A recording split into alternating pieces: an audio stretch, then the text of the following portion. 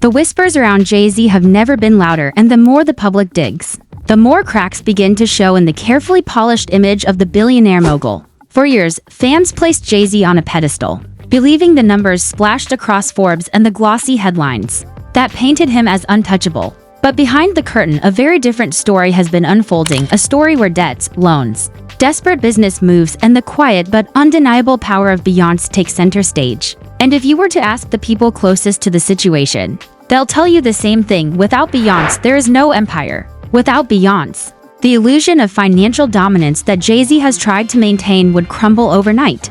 Because let's be honest, when you hear billionaire rapper, you think of power, of luxury, of a man who can pull strings from the White House to Wall Street. But what if I told you that much of that wealth exists only on paper? What if the billionaire status of Jay-Z is less about liquid cash and more about borrowed credibility, leveraged assets, and smoke and mirrors accounting? What if every flashy headline, every Forbes feature, every story about new ventures was nothing more than a calculated PR move to cover up the truth? Would you still see Jay-Z as the all-powerful mogul? Or would you see him for what insiders have been whispering about for years, a man stretched thin, scrambling to hold on, while Beyonce quietly carries the household on her back? Think about it. Even in the middle of pandemic chaos, when businesses across the country were shutting down, Jay-Z's company Roc Nation was applying for PPP loans, the same loans that were meant for struggling small businesses. Why? Because according to insiders, Roc Nation wasn't making the kind of money people assumed it was. The label wasn't booming. The artists weren't moving units. The brand wasn't sustaining itself. Instead, Jay-Z needed government help just to keep things afloat. That's not billionaire behavior, that's survival mode. And when you combine that with whispers of fake tax returns being submitted to Forbes, you start to see the puzzle differently. Suddenly, the image of a financial genius looks less like brilliance and more like desperation. And where does Beyonce fit into this? She fits into it everywhere. Because while Jay-Z has been fighting to keep his empire from collapsing, Beyonce has been the one keeping real money flowing. Whether it's through tours that sell out stadiums across the world, or albums like Renaissance and Cowboy Carter that redefine culture and dominate charts, Beyonce has never stopped being the breadwinner. Insiders say it plainly: without Beyonce, Jay-Z wouldn't have the leverage to maintain the lifestyle he flaunts. Without Beyonce, there would be no billion-dollar headlines, no illusion of financial dominance, no safety net when his risky ventures collapse. But instead of tightening his belt, Jay-Z has been pushing further, riskier, bolder, trying to create a casino empire in New York. Despite resistance from lawmakers and the arts community, think about the audacity of it. In a city already skeptical of corporate greed, Jay-Z is out here pitching a casino in Times Square, promising to bring entertainment, promising to use his influence as the head of Roc Nation to lure artists to perform. But here's the truth: the city doesn't want it.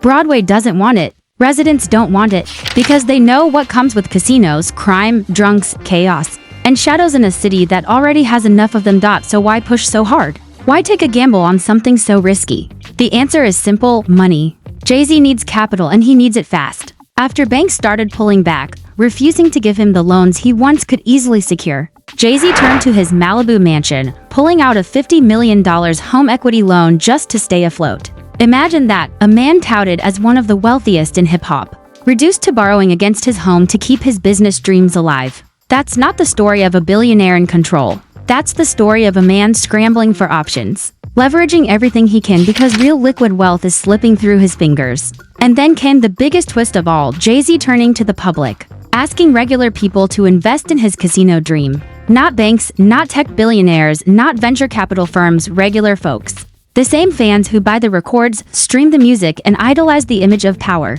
He wants them to chip in $500 here, $1,000 there, dangling the promise of returns that may never come. Think about that. If Jay-Z was truly swimming in wealth, would he need everyday fans to bankroll his vision? Wouldn't the money already be there? Wouldn't the investments come from his so-called billionaire peers? Instead, what we see is a man reduced to crowdfunding a casino, carefully keeping the amount small so he doesn't trigger federal oversight, carefully framing it as an opportunity while insiders whisper it's nothing more than a last-ditch attempt to scrape together capital. And through it all, the shadow of Beyonce looms large. While Jay-Z tries to save face with glossy articles and paid publications, Beyonce is already preparing for her next act. Insiders say she's experimenting with rock and roll for Act 3, ready to reinvent herself yet again, and when she does, the world will stop. Because that's what Beyonce does. She creates cultural moments. She makes the money that keeps their empire alive. And she does it without the smoke, without the games, without needing to leverage lies to Forbes or pull equity out of mansions. The contrast couldn't be clearer. Beyonce is the real force, while Jay-Z is the man desperately clinging to the illusion of power. But the cracks don't stop at finances. Remember Colin Kaepernick? Remember how Jay-Z positioned himself as the man who would bridge the gap between the NFL and social justice? How he claimed he was there to help Colin, to stand with him, to give him a platform. What happened instead? A backroom deal, whispers of a $5 million payout, and suddenly Colin was quiet, his fight muted, his movement undermined, while Beyonce was out there making bold statements, dedicating performances to Black culture and history. Jay-Z was cutting deals with the very system that silenced one of the most powerful protests of our time. That's not leadership. That's not solidarity. That's self-interest, plain and simple. And yet, despite all of this, the headlines keep rolling in. Jay-Z saves artist from bad contract. Jay-Z expands his empire. Jay-Z the billionaire visionary. But if you peel back the layers, if you look past the PR spin, you see a man under pressure. A man borrowing against everything he owns. A man begging for investments from the same public that already made him rich. A man relying on Beyonce's brilliance to keep his image intact. It's smoke. It's mirrors. It's a story carefully crafted to keep the public believing while behind the scenes the walls close. And now ask yourself, why does this matter? Why should we care if Jay-Z is juggling loans and PR stunts? Because it reveals the truth about the system of celebrity wealth we've been conditioned to idolize. If Jay-Z, the so-called pinnacle of Black excellence in business, is playing this game, how many others are doing the same? How many billionaires are nothing more than carefully crafted illusions built on debt and desperate deals? And if that's the case, doesn't it make the role of Beyonce even more remarkable? Because unlike the smoke and mirrors of her husband, Beyonce delivers every single time. The tours, the albums, the reinventions. She doesn't need fake tax returns to prove her worth. The world already knows her value. The deeper you go into the world of Jay-Z, the more the empire starts to look less like a fortress and more like a house of cards, built on shifting sand. Insiders keep whispering the same story. Jay-Z is no longer the financial mastermind people once believed. Instead, Jay-Z is leaning on smoke and mirrors, desperate PR campaigns, and the unshakable foundation of Beyonce's unstoppable career to keep his image alive. And while the headlines scream billionaire, the reality behind closed doors looks far more fragile. Because here's the truth. Banks don't turn away billionaires. Real billionaires don't have to pull out $50 million equity loans against their homes to keep cash flowing. Real billionaires don't have to beg the public to invest $500 into a casino dream. Yet that's exactly where Jay-Z has landed. The story is not one of limitless power. The story is one of limits, of doors closing, of a man once untouchable now scrambling for survival, while still trying to project the image of dominance. And the cracks are not just financial, they're cultural. Jay-Z has long positioned himself as the king of hip-hop, the businessman who turned rap into a billion-dollar lane. But look around. Rap isn't the cultural force it once was. Album sales have dropped. Streams don't carry the same weight. Younger audiences are turning to Afrobeats, to Latin pop, to alternative genres. Meanwhile, Jay-Z is still clinging to the image of relevance, putting himself in rooms where the applause feels more forced than earned. And when insiders say rap is done, they're not exaggerating. They're pointing to a shifting culture where the dominance Jay-Z once enjoyed is slipping away. Contrast that with Beyonce, who never seems to lose her grip on culture. From Lemonade to Renaissance to Cowboy Carter, every project from Beyonce shifts the entire industry. She doesn't just release albums. She creates eras. She doesn't just drop music. She crafts worlds. And now, with rumors of her Act 3 diving into rock and roll, Beyonce is once again ready to reinvent herself in ways no other artist can. While Jay-Z fights to convince the world he still has money, Beyonce continues to prove she has power. The contrast could not be starker, but maybe the most damaging crack in Jay-Z's empire is trust.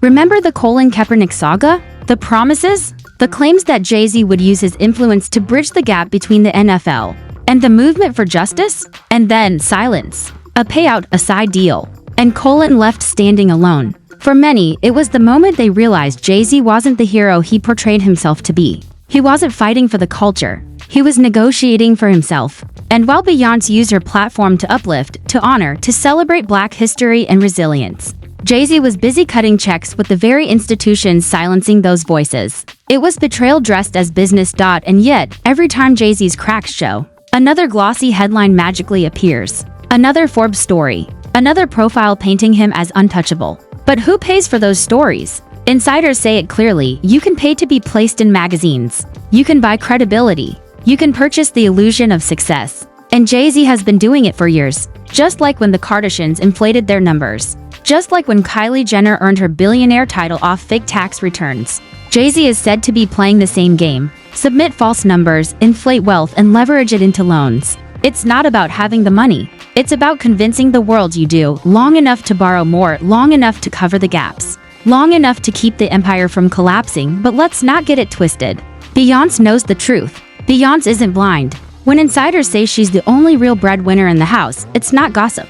It's fact. Her tours pay the bills. Her projects keep the family relevant. Her reinventions keep their names buzzing in headlines. Without Beyonce, the empire wouldn't just shrink, it would vanish. And maybe that's why the tension between their careers has become the quiet elephant in the room. Because how long can one partner carry the weight before the imbalance shows? How long before fans start asking why Beyonce is the one saving the empire, while Jay-Z is the one draining it? And then there's the casino. The grand plan to build in New York City.